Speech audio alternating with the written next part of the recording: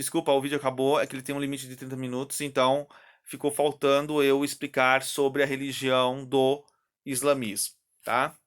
Então, na religião do islamismo, nós vamos ter um outro grande fundador, conhecido como Maomé, tá?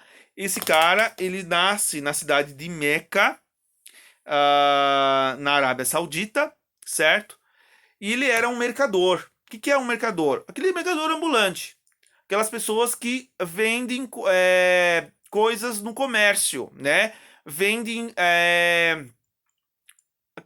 coisas de comércio. Eles saem vender, saem comprar as coisas, né? E ele tinha uma mulher, né? Na época, ele era bem jovem, a mulher dele tinha 40 anos e ele tinha 20 anos, né? E essa mulher chamada, não lembro o nome agora, ela ensinou para o Maomé as tradições do judaísmo e as tradições do cristianismo. Então, o islamismo, na realidade, ela é uma junção das duas grandes religiões anteriores, o judaísmo com o cristianismo, né? Então, Maomé, lá em 570, filho de uma família de, 40, de comerciantes, quando ele chegou aos 40 anos, ele recebeu a visita do anjo Gabriel, tá? Aquele mesmo anjo que visita Maria para conceber Jesus, certo? Este anjo entregou a Moisés numa caverna, tá? Inscrições que seria para que ele divulgasse para o povo que Alá, que é o nome de Deus para os árabes, seria o grande Deus do mundo, né? Então ele passa, a partir daquelas inscrições recebidas pelo anjo Gabriel, a divulgar em Meca, que era a sua cidade natal, a religião do islamismo. Porém, ele não foi muito aceito lá, né? Ele chegou lá, havia um grande santuário em Meca, que era um santuário onde havia um grande meteorito. E lá era cheio de ídolos, de estátuas. Ele chegou nesse lugar e quebrou todos os ídolos que havia. E só deixou a pedra. Porque a pedra veio do céu. E essa pedra teria vindo de Alá, segundo a crença do islamismo, né?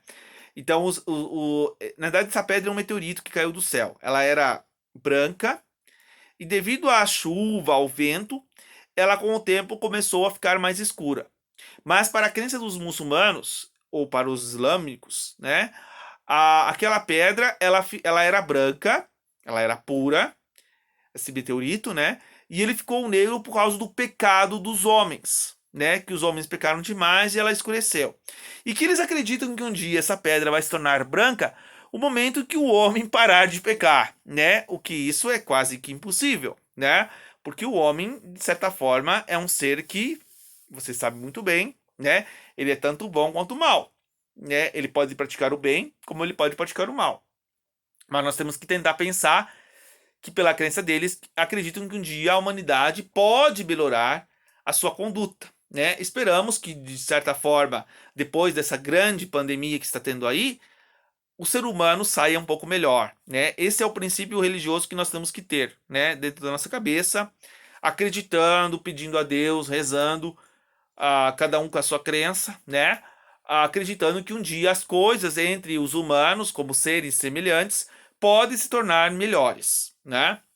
Então, com a não aceitação do Maomé, ele acaba fugindo da cidade de Meca para a cidade de Medina em 622 depois de Cristo.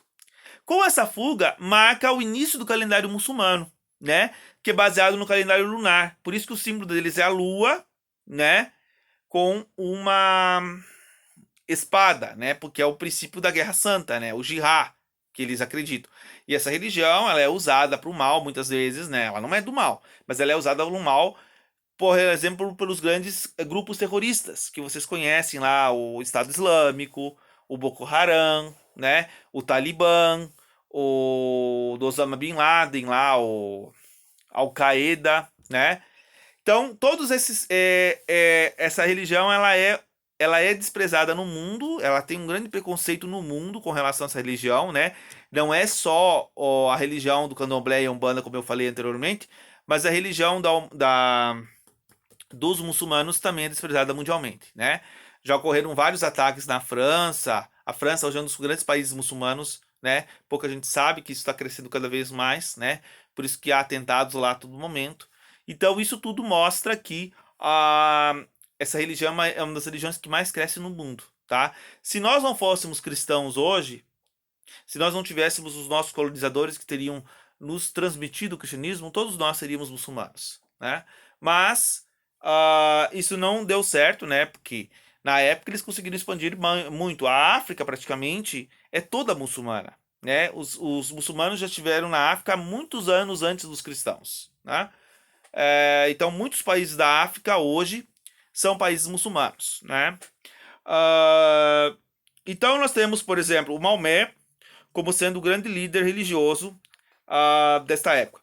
Porém, com a morte de Maomé, né, houve uma grande cisão. Né? A cisão quer dizer separação da religião. Né? E se criaram dois grandes grupos: os xiitas e os sunitas. Os xiitas são aqueles que acreditam que quem só pode levar a religião dos muçulmanos é as pessoas descendentes de Maomé. Tá? Já os sunitas, que é a grande parte, 85% dos muçulmanos, do mundo muçulmano, acredita-se que a, a, a religião deve ser levada pelos líderes que seguem os ensinamentos da Sunna, que é, na realidade, a Sunna são os versículos do Alcorão. Alcorão é a Bíblia dos muçulmanos. Qual é a Bíblia dos muçulmanos, professor? Eu vou mostrar para vocês uma, inclusive que eu tenho aqui. Essa aqui é a Bíblia dos muçulmanos. Olha só, o Alcorão, certo? Nobre Alcorão. Esse livro, ele é escrito de trás para frente, certo? Ele tem inscrições em Alcorão e inscrições em português. Você lê ele de trás para frente. Ele é como se fosse a Bíblia dos árabes, né? É a Bíblia do Alcorão, certo? O nobre Alcorão. Então, a partir dos ensinamentos desse Alcorão, é que os muçulmanos seguem os princípios. Então, quais são os princípios dos muçulmanos? O que eles realmente levam assim, né? Quem são os líderes religiosos muçulmanos hoje? São os sheiks, os ayatollahs, né? Os Sudão, que não existe mais, né? Que o Sudão é uma ordem religiosa maior dos muçulmanos, que equivaleria, por exemplo, ao Papa, por exemplo, né? Na religião cristã. E tem os sheiks, que são equivalentes aos padres, lá, os caras que ensinam o conhecimento também da cultura muçulmana, né? Com relação aos princípios dentro desse Alcorão, nós temos, por exemplo, o seguinte: os muçulmanos eles rezam 5 vezes ao dia, virados para o sol, porque virados para a cidade de Meca, onde surgiu a religião do muçulmano, né? Eles têm que rezar em cima de um tapete, ajoelhados de forma debruçada, tá? O tapete tem que estar limpo, porque eles não podem estar impuros para a religião, certo? Homens e mulheres têm que estar separados um do outro, não pode rezar juntos, porque eles têm uma certa divisão, né, de gêneros dentro da religião deles, né? As mulheres têm um espaço e os homens têm outro, certo? Não pode ser a mesma coisa, tá? A única, digamos, aproximidade com homem e mulher se dá no casamento, né? O casamento, só marido e mulher podem se aproximar. Nesse sentido, não pode haver aproximação, né? Só namoro, mas o namoro é aquele namoro antigo, né? Aquela questão do pai e a mãe escolher a noiva para casar. É mais ou menos assim que funciona, tá? É uma tradição muito antiga e eles levam à risca isso. Outra questão que eles jejuam, tá? Durante 5 vezes ao dia. Né? Não, eles jejuam. Por exemplo, tem o mês do Ramadã, que é o mês de setembro, onde é o mês onde eles vão jejuar para Deus. Eles não comem, eles comem muito pouco. É o equivalente à nossa quaresma hoje, tá? E também eles têm, por exemplo, a questão de doar esmolas ao pobre. Eles proíbem as pessoas de tomar bebida alcoólica, porque eles acham que isso não é viável para os olhos de Deus, né? É uma coisa que talvez eu acho que todo mundo deveria seguir a risco, porque isso é uma droga, né? Isso aí acaba com muitas famílias, né? Muitas pessoas perdem suas vidas a partir do álcool, das drogas, né? E também eles acreditam, né, num Deus único. Ah, eles não comem carne de porco também, porque eles acham que a carne de porco é impura, né? Porque tem fendas. E eles também têm que visitar uma vez na vida a cidade de Meca, que foi a cidade onde o profeta nasceu, né? Eles têm que ir, cada muçulmano tem que ir lá uma vez na vida, né? É como se nós fôssemos obrigados um dia a visitar Roma ou visitar Jerusalém, né? Que nós temos que um dia ir naquela cidade, né? Ou numa cidade sagrada. Mas isso aí é uma coisa que eu vou falar mais pra frente nas aulas sobre cidades, lugares sagrados que nós vamos comentar por aqui, né? Espero-se que o quanto antes acabar eu possa voltar para a sala de aula e possa dar uma aula normal para vocês, tá? Ah, deixa eu ver aqui. Tá, isso que eu falei. Bom, de fato, eles têm esses princípios rígidos, né? Tanto os muçulmanos quanto os judeus quanto os cristãos são contra o casamento homoafetivo, né? Que é o casamento entre homem e homem e mulher e mulher, né? Hoje, claro, existem essas situações porque a sociedade muda, né? E a religião, tem algumas religiões que são a favor, mas principalmente as três grandes religiões do monoteísmo, né? Pregam que isso é errado, né? A questão de você ter uma relação com outro homem, um homem ter uma relação com outro homem e uma mulher com relação a outra mulher, né? Mas isso aí tudo depende da educação e a maneira de cada um, né? Vai achar melhor. Os pais vão tentar conduzir melhor. Nada melhor vocês, pais, do que conduzir os seus filhos, né? Para o princípio religioso. O que eu estou realmente explicando aqui é uma questão de ensino, né? Uma questão de história religiosa, história da cultura, né? Não estou impondo religião para ninguém. Estou só explicando a história das religiões como tem que ser explicadas, né? Então é mais ou menos esse princípio. Essas três grandes religiões, elas são monoteístas. Elas acreditam num Deus único que criou tudo, tá? E elas têm princípios iguais, né? Princípios, digamos, da relação entre gêneros, princípios, digamos, de amar o próximo, todas elas têm, tá? E de seguir a lei, né? Que esse é o grande princípio criado, né? E hoje, né? A sociedade civil, né? A sociedade ocidental, ela está fundamentada a sua democracia, os seus governos em cima de uma lei, de uma constituição, que é como se fosse uma Bíblia civil, né? Hoje não é mais a religião que comanda o governo, né? E sim, quem comanda o governo é um governo civil, que tem que respeitar todas as religiões, independente de qual for, tá?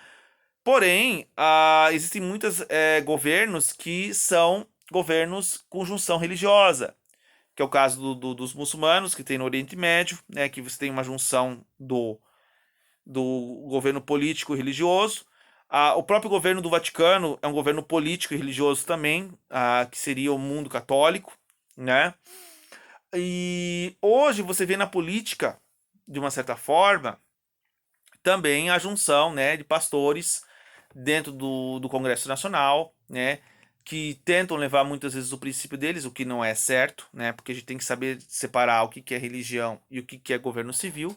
Então isso tudo é uma coisa que vocês vão aprender com o tempo, tá? Então, terminando aqui, eu quero dizer para vocês, essa aula vai estar disponível no aplicativo Aula Paraná. Eu vou disponibilizar essa aula também no Facebook, para quem quiser dar uma olhada, os alunos do ensino médio, né? E também no aplicativo do Classroom, tá? Eu vou tentar disponibilizar o possível essas aulas para que elas realmente cheguem a vocês. Com relação aos alunos do Gabriela Mistral, tá? Eu já postei uma atividade relacionada a essa aula, que são as três grandes religiões: judaísmo, islamismo e cristianismo. Estão lá. Eu mandei por um e-mail para vocês hoje essa atividade. Agora falta eu mandar esta aula. Eu agradeço a todos vocês que estão aqui comigo há mais de 45 minutos, que vai dar agora. eu agradeço a todos por estarem comigo. Muito obrigado, tá? E a próxima live estarei falando sobre a religião indígena.